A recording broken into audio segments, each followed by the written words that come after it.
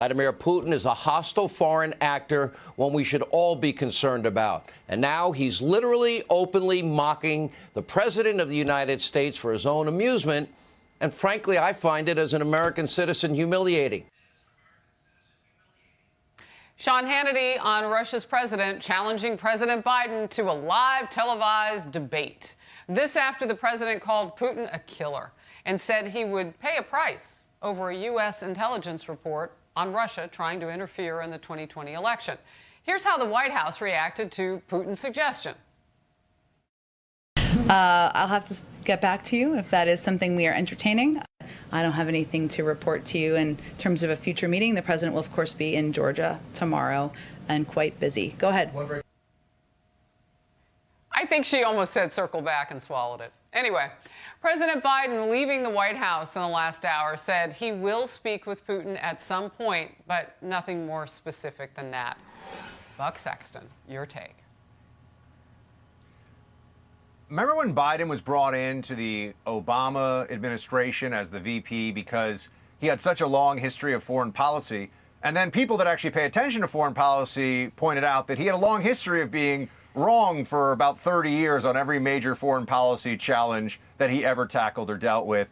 I mean, this is a guy who's been pushed along now, as we all know, by a media that's completely in his back pocket. And on the issue of how he's going to show America to the rest of the world, I think that our adversaries, notably the countries that can actually cause problems for us in different ways, Russia, China being the much bigger of the two concerns, see this and they view Putin. I mean, they view Biden as something of a clown. And what Biden's saying here is, I think, really just meant to play to the Russia collusion delusion base of the Democrat Party by saying things to Putin that are, it's just unhelpful and causes nothing but problems, really, because there are areas where he's going to have to deal with Russia, and Biden's going to find a way to make the worst possible decisions, I can assure you.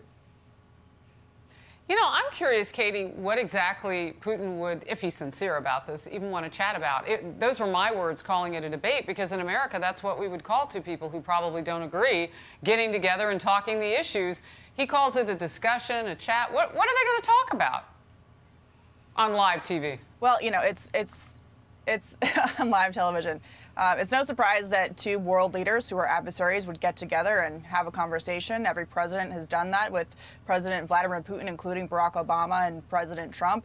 But this isn't about getting together and having a conversation about policy and sanctions and energy from Russia to Europe. This is about Vladimir Putin watching Joe Biden operate and seeing that just this week he's referring to Kamala Harris as the president of the United States during a very benign statement about vaccine distribution in the United States. So he's seeing a weakness in Joe Biden's ability to make basic statements, and he's seizing on it to embarrass the president. And also, you know, it's not just about Russia. You saw China yesterday, members of the Chinese Communist Party meeting with the Secretary of State in Alaska and thoroughly embarrassing us there on American soil, you know, using talking points from the left about the status of race in America against our Secretary of State, and them sitting by and kind of taking it live in front of reporters. And so it has not been a good week in terms of the strength that America is showing against Russia or the Chinese.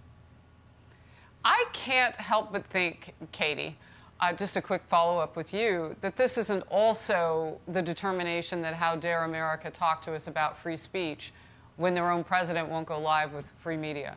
Like, how you know, it does make us look like we're hypocritical.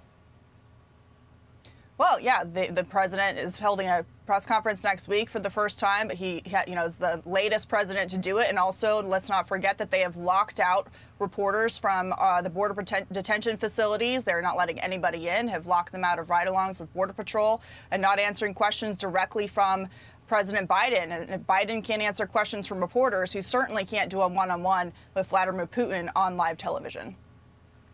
Who's likely to show up like that picture on a horse? Kim? I'm being facetious.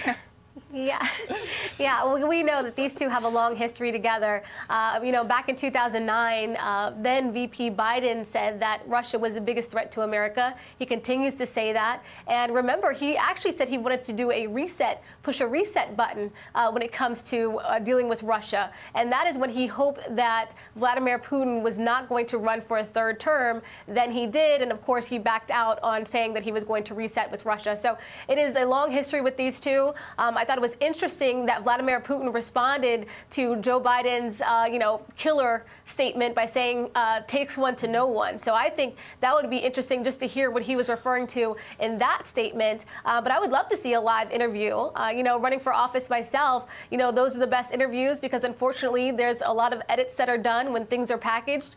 So I would love to see a live interview between the two. And I think they should hash it out. Why not? Why not be just completely transparent with Russia and with Americans that want to know what's going on?